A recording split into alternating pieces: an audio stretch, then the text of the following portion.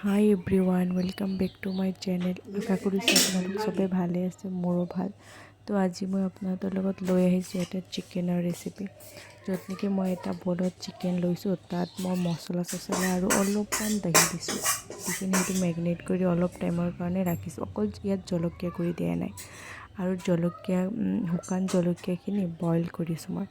তাৰপিছত মই এটা কেৰাহীত অলপমান তেল লৈ কিনে এইটো গেছত বহাই দিলোঁ, অলপ সময় গৰম হ'বলৈ দিলোঁ। পিছত তাত মই দি দিলোঁ পিঁয়াজ আৰু গৰম মছলা গোটা দি দিছোঁ তাত।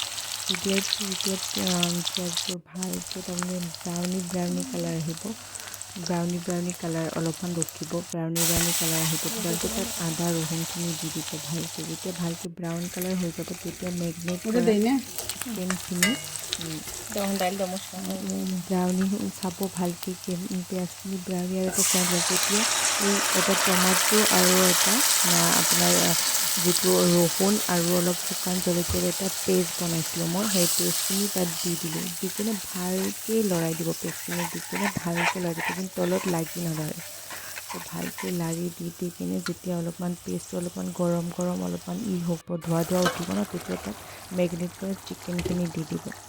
দি কেনে চিকেনখিনি ভালকৈ তাৰমানে ধুনীয়াকৈ চিকেনখিনি লৰাই ল'ব, নহ'লে তলত লাগি ধৰিব পাৰে ন। সেইকাৰণে ভালকৈ লৰাই কিনে চিকেনখিনি মেৰিনেট কৰা চিকেনখিনি মছলাৰ লগত মিলাই দিব, ভালকৈ লৰাই কিনে। তাৰপিছত অলপ সময়ৰ কাৰণে সেইখিনি চিকেনখিনি আমি ঢাকি দিম। যেতিয়া তাৰমানে অলপমান আহিব ন, অলপমান পানী কিন্তু ইউজ নকৰিব, যেতিয়া ফুট আহিব, তেতিয়া ভালকৈ তাৰমানে চিকেনখিনি উঠাই দিব, ভালকৈ ধুনীয়াকৈ অলপমান ঢাকি দিব। তাৰপিছত চাব অলপমান ৰেড যেতিয়া তাৰমানে গ্ৰেভিখিনি অলপ তাৰমানে টাইট হৈ আহিব ন, তেতিয়া ভাবিব যে নাই, চিকেনখিনি হৈ গ'ল এতিয়া। আৰু চাওক, এতিয়া মোৰ চিকেনটো চাওক কিমান ধুনীয়া চিকেন হৈছে, খাবলৈ বহুত টেষ্টি হয়। তো আজিকালি মছলাবোৰ ইমান তাৰমানে মিক্স কৰি কিনে, পেকেটৰ মছলাবোৰ ইমান ভাল নহয়।